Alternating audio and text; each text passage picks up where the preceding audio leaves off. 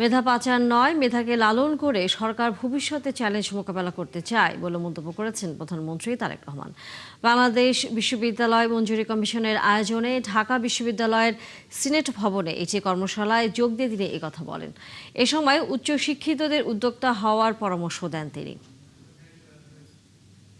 প্রধানমন্ত্রী বলেন, বিশ্বে টিকে থাকতে সবাইকে গবেষণা উদ্ভাবনে মনোনিবেশ করতে হবে। জ্ঞান ও সমাজ ভিত্তিক রাষ্ট্র গঠনে গবেষণাই মূল ভিত্তি বলেও দেশের বিশ্ববিদ্যালয়গুলোর অবস্থান এখন পর্যন্ত প্রত্যাশিত জায়গায় পৌঁছেনি।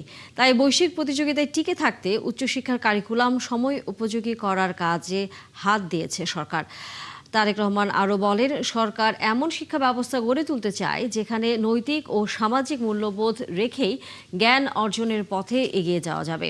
বলেন, গণতান্ত্রিক ধারায় ফিরতে বাংলাদেশকে অনেক রক্ত ঝরাতে হয়েছে, সেই আত্মত্যাগ মনে রেখে সবাইকে সামনে এগিয়ে যেতে হবে বলে মন্তব্য করেন তিনি। শুধু পুঁথিগত শিক্ষায় নয়, বিশ্ববিদ্যালয় গবেষণা এবং উদ্ভাবনের দিকে মনোযোগ না দিলে মনে হয় প্রতিযোগিতামূলক বিশ্বে আমাদের টিকে থাকা কিছুটা হলো কষ্টসাধ্য হয়ে পড়বে।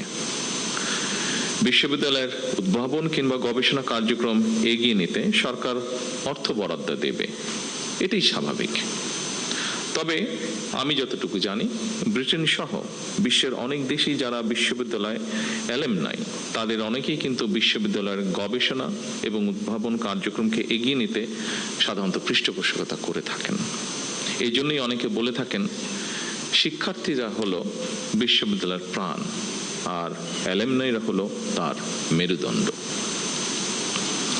ঢাকা বিশ্ববিদ্যালয় সহ দেশের বিভিন্ন বিশ্ববিদ্যালয়ের শিক্ষার্থী বর্তমানে যারা দেশে বিদেশে জ্ঞানে বিজ্ঞানে অর্থবিত্তে প্রতিষ্ঠিত, সেই সব অ্যালামনাইদেরকে বিশ্ববিদ্যালয়গুলোতে শিক্ষা ও গবেষণা উন্নয়নে সম্পৃক্ত করার উদ্যোগ নেওয়ার জন্য আমি উপস্থিত শিক্ষাবিদদের প্রতি বিনীত আহ্বান জানাই।